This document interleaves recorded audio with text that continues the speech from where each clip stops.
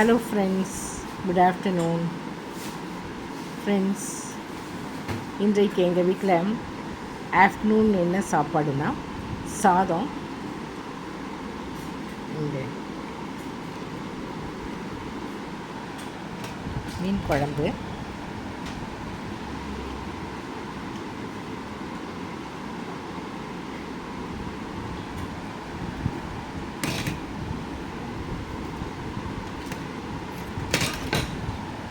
மீன் வறுத்துருக்கு. இதுதான் எங்களுடைய afternoon lunch friends.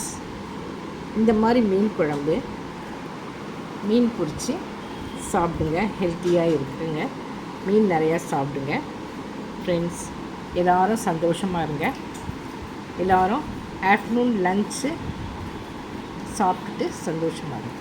Subscribe பண்ணுங்கள். தேங்க்யூ.